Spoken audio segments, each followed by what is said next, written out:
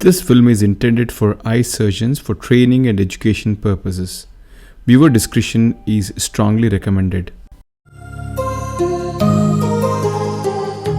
Intraoperative hard eye is a challenging situation, and let me share one such experience with you. She is an elderly lady who has been referred for surgery. She has been treated for phacomorphic glaucoma elsewhere. The pressures are currently under control and she is scheduled for surgery with us. On the day of the surgery, the pressures are 18. The antersegment examination shows a white intumescent cataract, a moderately dilating pupil, and these iris atrophic patches, and the antechamber is extremely shallow. It's around 2 mm. The surgery is being done under peribulbar anesthesia and with adequate massage to ensure that the eye is soft. Now the paracentesis incision is being done. So as I'm trying to do my second side port, one can clearly see that the chamber is so shallow that my blade is touching the iris. With great difficulty, the paracentesis incision could be completed. Now is the time to stain the capsule. It's critical for me to stain the capsule simply because the cataract is white, and that would ensure me better visualization and get the rhexis right. As is customary, the air bubble goes in first, followed by the dye, and the moment the dye is injected, which is not much actually, maybe I just injected 0.2 or 0.3 ml of dye, suddenly the cornea has become steamy. As you can see, the cornea has become steamy and the iris has come out from the second side port. Now immediately I realized that the eye has become hard. I'm just trying to test the pressure. What do we do now? The first thing is to decompress the eye. So my initial assumption was the dye would have gone behind the iris and then pushing it forward. So if I burp it out, the eye would become softer. So I go in and try to decompress. The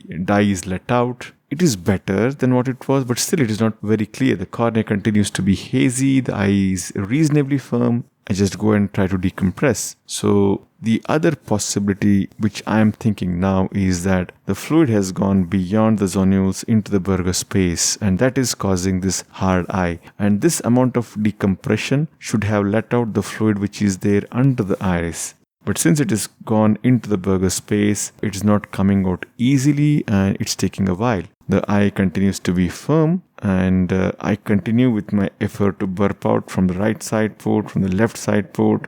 So the best approach in this situation would be just to wait. I'm just waiting and just hoping that the eye would become soft, because eventually the fluid would come across the zonules into the antechamber and I could burp it. So I waited a couple of minutes more, but nothing seems to happen. So what should I do now? That is a thought which is going on in my head. So at this time, I'm trying to analyze the mechanism. So I believe that the lens iris diaphragm is pushed forward, and that has caused the phacomorphic glaucoma, and it is pushed forward because of probably lax zonules. That is my understanding. So at this stage, I thought to soften the eye, I need to let out the fluid from the pars plana itself. So my diagnosis was fluid misdirection, and to deal with it, I'm going to do a pars plana tap. Mind you, it's just a tap. It's not going to be any anti-vitrectomy. A conjunctival peritomy is done, cautery is done so that I can visualize well. Since this is a phakic, I'm going to measure 4.5 mm behind the limbus, and this is where I'm going to make a sclerotomy. I'm not going to introduce any vitrector through this port as of now. I'm just going to do a passive decompression. The sclerotomy is done, and I'm going to press the posterior lip, and one can clearly see that the fluid is coming out. So just keep on pressing at the posterior lip, and this ensures that the fluid which is collected in the burger space has burped out. It could be fluid vitreous as well. I'm very skeptical to go inside with the cutter at this stage because it would be a blind procedure, and I'm concerned that my cutter shouldn't touch the posterior capsule. So I just want to burp it out. This would make the eye softer. And now I'm going to inject viscoelastic in the antechamber, and everything looks to be under control now. So go ahead. I begin my rhexis. The iris here looks to be, devitalized, and it's very floppy. It just keeps coming into the wound.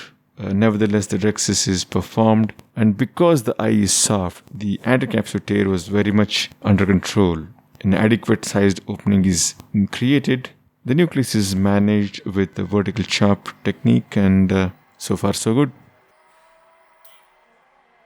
The last fragment is out, and again I can feel that the chamber is becoming shallower, the posterior capsule is coming up, and there is no visibility. because the dye has entered into the burger space and probably the vitreous cavity at this stage. The visibility is very poor for me to go ahead and do the cortex aspiration. This stage, what should I do? I think I'll just go and irrigate from the anterior chamber itself, hoping that the fluid, which if at all it is there in the burger space, can come out. But as I'm trying to do the irrigation, the chamber again is shallowing, the iris is prolapsing out. It looks like again I'm inducing a fluid misdirection.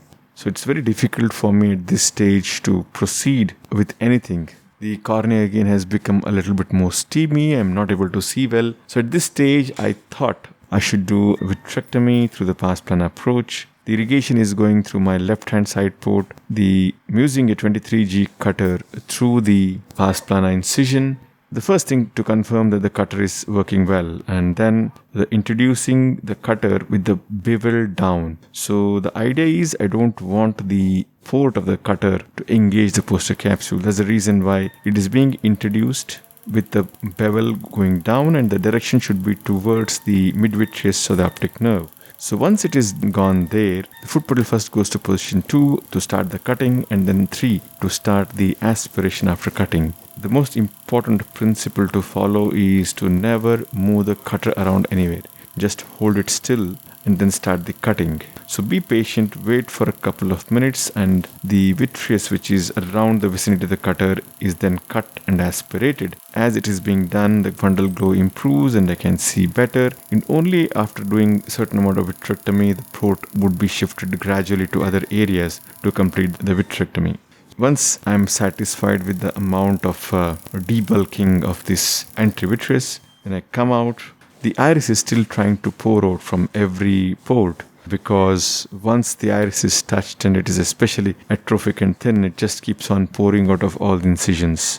Do the remaining cortical aspiration, place the lens into the bag. Suture the pars plana incision.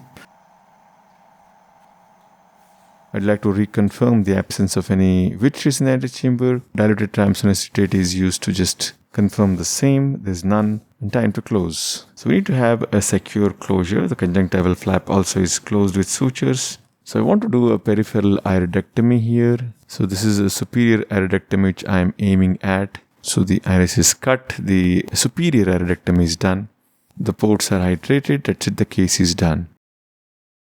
So these are the first day post-op pictures. There is some amount of corneal edema which resolves over a period of time. The pressures are under control. The chamber is well formed and deep. The lens is well centered. So this was an unusual experience. The intraoperative hard eye manifested in the first few minutes of the surgery itself. What this case teaches us is that even a couple of drops of fluid, which if they enter into the burger space or the vitreous cavity, the amount of pressure rise or push forward is enormous.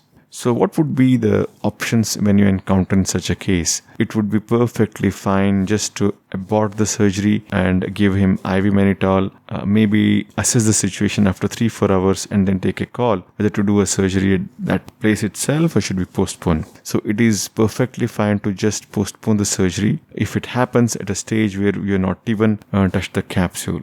So for a lesser experienced surgeon, this would give them better time to think, plan, and then ensure that the implementation is done appropriately. But in this case, because of the pre-existing pathology of a loose zonules, a phacomorphic disease, the diagnosis was very immediate for me that it was a fluid misdirection, and for it to just be sorted out, it had to be drained out through the pars plana region. And this is my strategy. I usually don't go in with a cutter. I just do a pars plana tap that does the job for me. If at all I need to do a pars plana vitrectomy, that would be done after the nucleus extraction, wherein I can see very well and it's not a blind procedure.